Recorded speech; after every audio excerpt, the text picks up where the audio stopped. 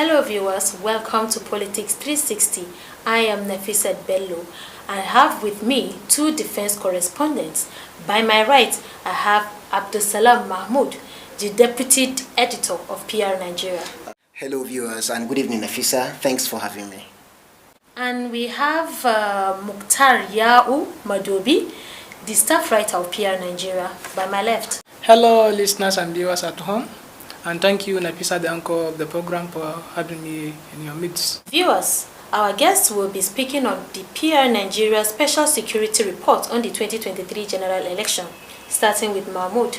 Like you said, our report is titled PRNigeria Special Security Report on 2023 general elections.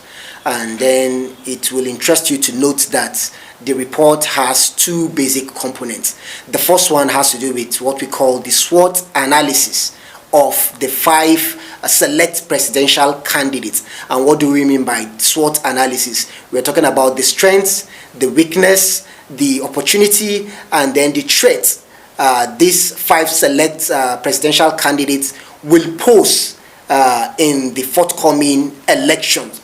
And then equally, the SWOT analysis has to do with the profiles, their profiles for the security agencies to critically or thoroughly scrutinize. Perhaps, if at all, it will pose any security challenge to the election. And then the other components of our report has to do with the security situations across the 36 states of the Federation and together with the Federal Capital Territory. It is a common knowledge that virtually all the states across the Federation are battling one form of security issue or the other. When you talk about the Northeast, we have the Boko Haram and ISWAP insurgency. Moving down to the North Central and Northwest, the people of this region over the years have been battling with banditry and kidnapping. When you go to other geopolitical zones, equally they are also battling one form of security challenge or the other, which of course my colleague will explain in broader details. Tumala Mukhtar, Nigeria is battling with rising insecurity. Can you tell us the security threats across the nation ahead of this general election? Okay, as we have earlier said during our report presentations, the security threat as well as the possible risk analysis areas has been analyzed. The flashpoint as well as the possible security threat has been identified and presented to the security agencies. So I think if they are able to work with the observation as well as the recommendation provided in the report, it will go a long way in ensuring the successful conduct of the election. Not only to the security agency, there are also other critical stakeholders that may have a role to play in successful conduct of the election. For example, the community and religious leaders, they should be able to preach to their people the gospel of peace and unity, so that they should also shun violence.